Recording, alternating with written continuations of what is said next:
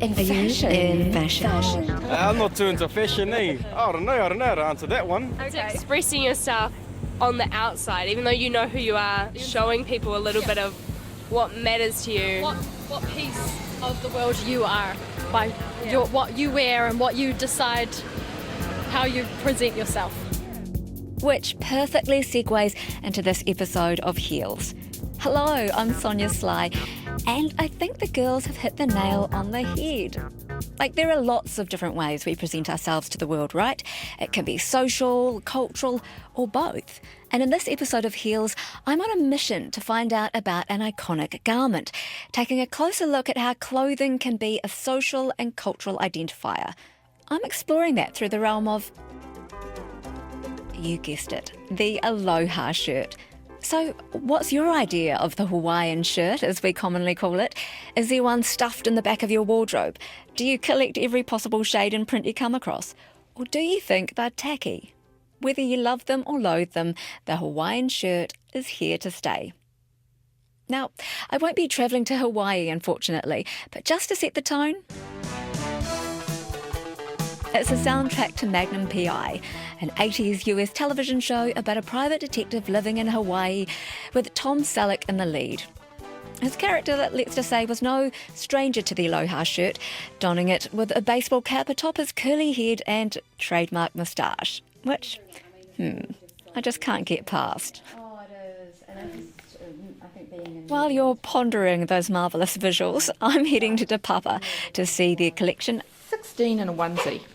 A onesie? Where's the onesie? Seriously, so cute. You know, the Aloha shirt is sort of like the lei, is an item which sort of comes to sum up in a way the spirit of Hawaii. This is curator Claire Reno. Along with intern Sonia Withers, they went to Hawaii to look at the Aloha shirt and work by contemporary native Hawaiian designers. And how they were utilising the Aloha shirt to express their values and culture, and also have a look at some historical Aloha shirts to explore how Hawaii had been represented and at times misrepresented. The origins of the Hawaiian shirt have been linked to early Japanese and Filipino settlers. It's got a rich history and quite a complex history, and I think still people don't quite know what the exact truth is. People say that some of the design elements came from the palaka shirt, which was sort of worn as a work shirt on the plantations. There was a particular tailor in Honolulu who began producing shirts in sort of Japanese silk fabrics, and I think he was the first to actually say, patent or say Aloha shirt. Yeah, so it sort of came together from quite a number of angles. But the area of interest for Te Papa's collection and research is Aloha shirts as an expression of Hawaiian culture.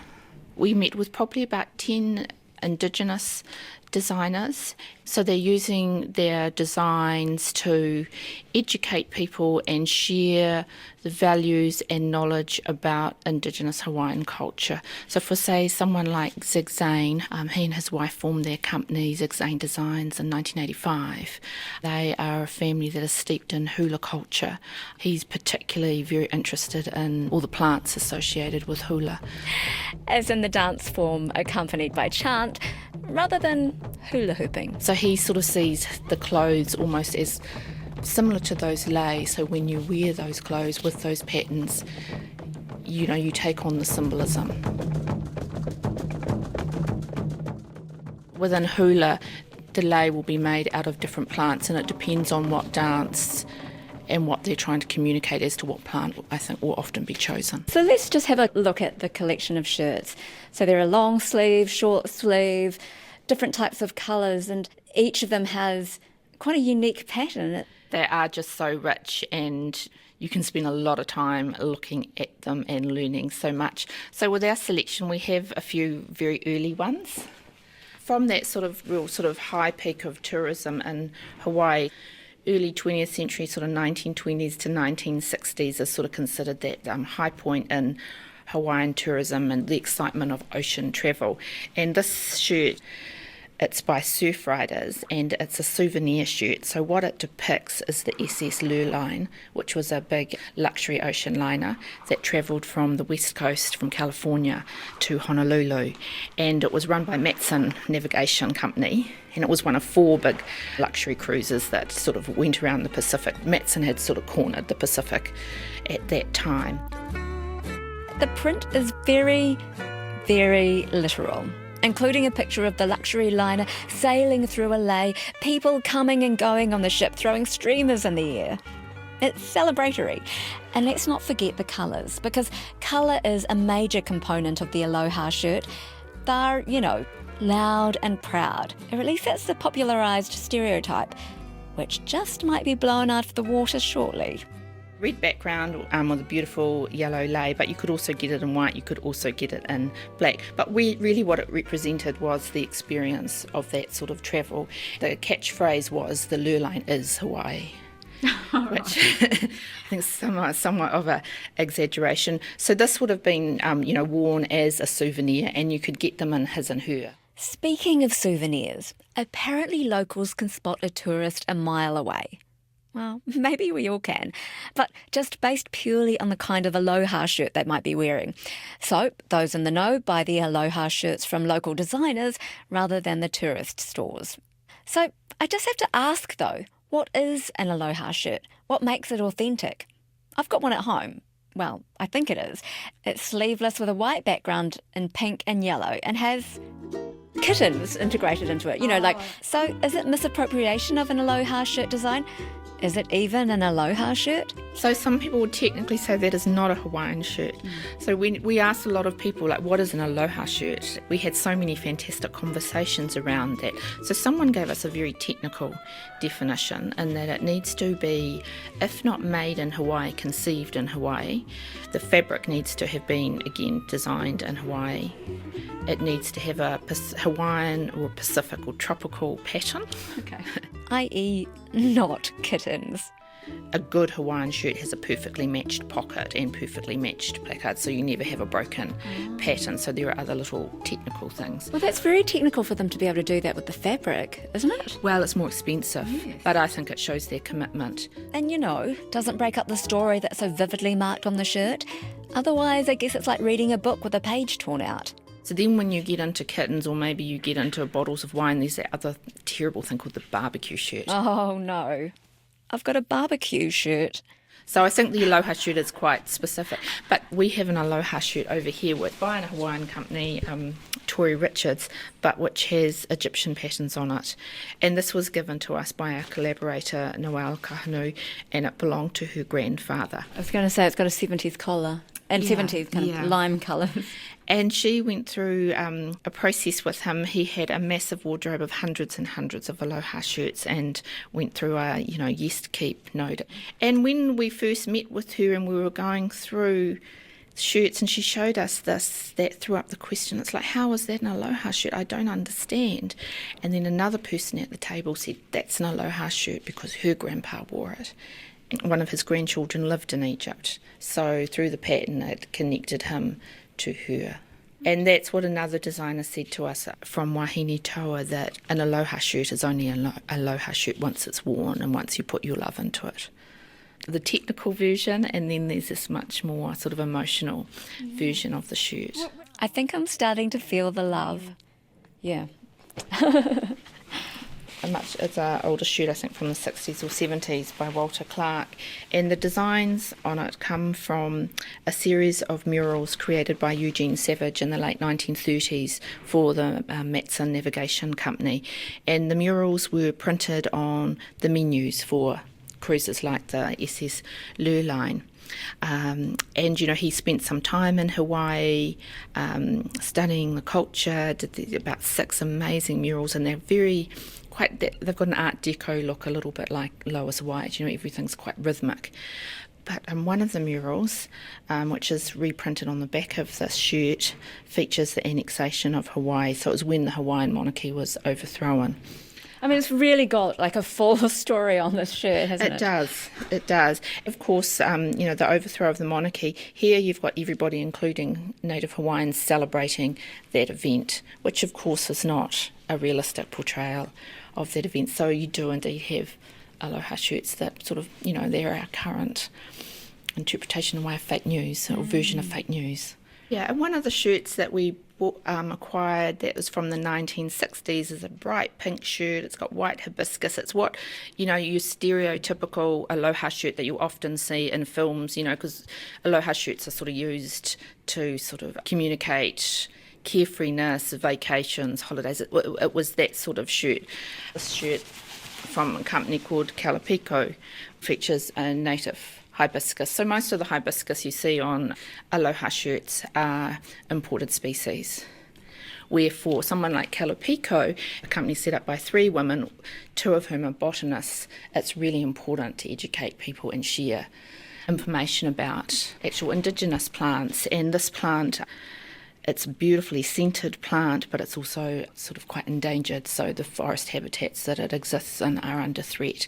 They use their website and their tags to tell people about this amazing plant, but also to encourage them to take action. So their swing tags often come with this call to action, and also part of their proceeds often will go into environmental conservation programs. The plants that are native to Hawaii, the hibiscus, are they rare or are they dying out? Or Well, this one's quite rare, and it is under threat. So that's what they're trying to communicate with this shirt, that you need to look at the indigenous beauty and put more effort into preserving the native species. We got an amazing matching jumpsuit from Wahine Toa, yeah. This is Sonia Withers.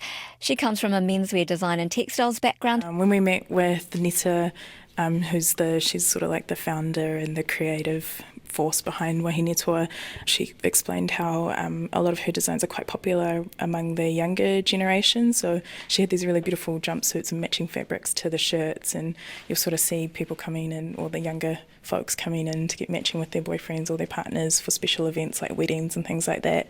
She does a lot of matching stuff for bridal parties as well, and so going on this co-collecting trip really broke down those rules for me, and seeing how successful designers like Manaola were sort of embracing the market and their indigenous knowledge, even though they had no formal training in fashion.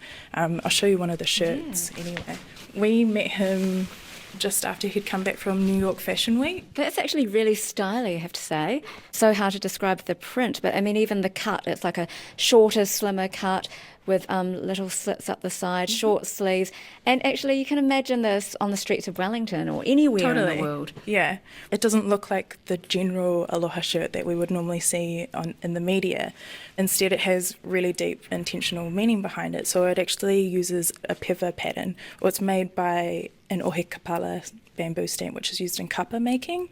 It's this idea of being used to fix the tail end of canoes, but it's also transcended that meaning to mean something of like rekindling a friendship or fixing a relationship. So would someone who was a local there buy that shirt knowing that that was I'm not sure if they would specifically purchase it for that reason, but a lot would recognise this historic symbol as being connected to something like that. The way in which Manaola uses like fashion to sort of transcend his indigenous knowledge and his genealogy in hula and kapa making is really fantastic. How would you describe what his aesthetic is? I think some would consider it high fashion, but at the same time he's also very accessible.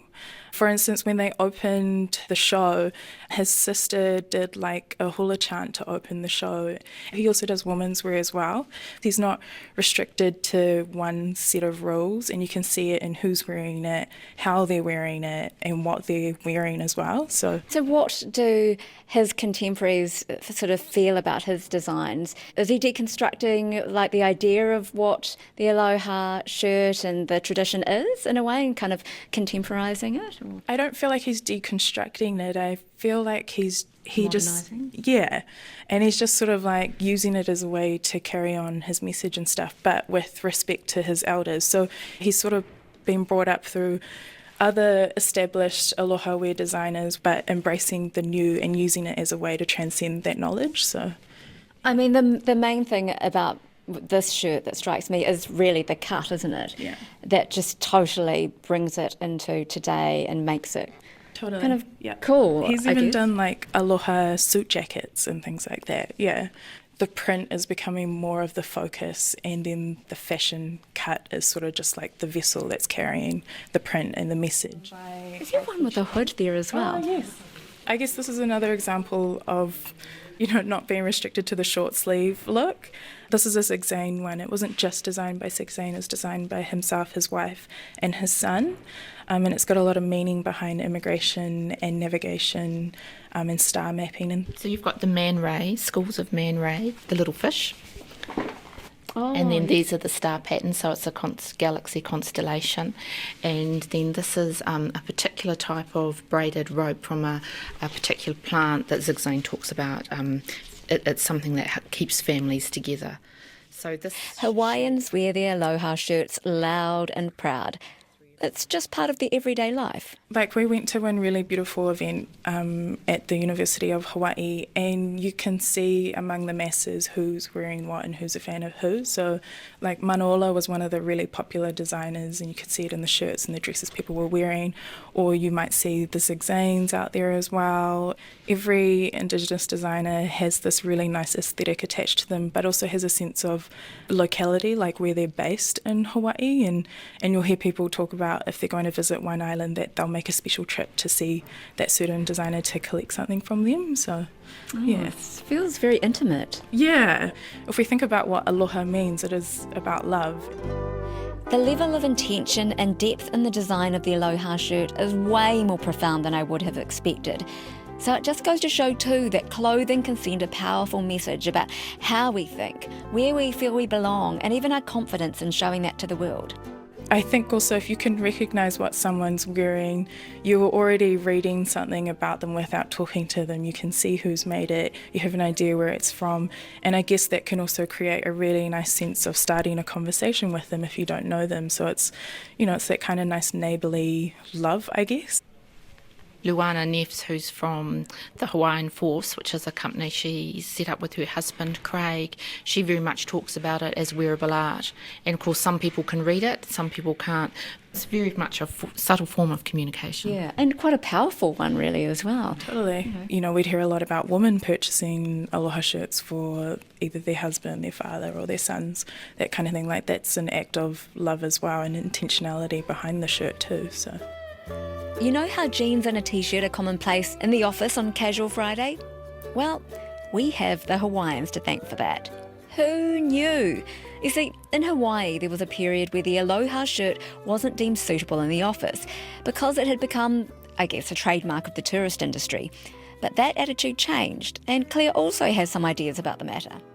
Hawaiians wanting to be able to dress in a more suitable way for the climate, as opposed to the aloha shirts had become associated with tourist industry, and wanting to get rid of the tie and the jacket. And so there was this great campaign called Operation Liberation, promoting the aloha shirt and sort of campaigning for people to be able to wear more casual clothes. And that gave rise to Aloha Friday, which of course was a boon for all the aloha shirt manufacturers. In the 1990s, that sort of ended up, I think, going through sort of California and turning into Casual Friday. I mean, who would have thought that something that was very distinctly about their culture and their environment would actually travel? The aloha industry did respond. So someone like Zig Zane, and I think with Manola, a lot of their shirts have the button-down collar. They're a little bit more formal than, say, your sort of more weekend or tourist shirt. Particularly the politician's shirt or the executive shirt or the CEO shirt. The aloha shirt's been going since the early 1900s, that it's become so ingrained in society there, especially with Operation Liberation Project and the Hawaiian Fashion Guild's influence. And the big part of the industry is Hawaiian shirts and exports and imports. And the research trip had an impact on Sonia, who was part Samoan. I didn't wear a lot of pulitasis or island-flavoured fabrics because being a textile artist or designer, I'm very specific about what I like to wear, but after coming back from Hawaii, I have the sense of being really proud to wear it now because it signifies who I am. So you see, clothing really can strengthen your sense of identity. We met a lot of men who had massive collections of Aloha shirts. You know, and it was They so, are obsessive compulsive about them. and it's so nice to be somewhere where people are wearing a lot of colour, are wearing a lot of pattern, and have these great conversations with men about their passion for their shirts. One said a good shirt makes you happy. It's an emotional thing.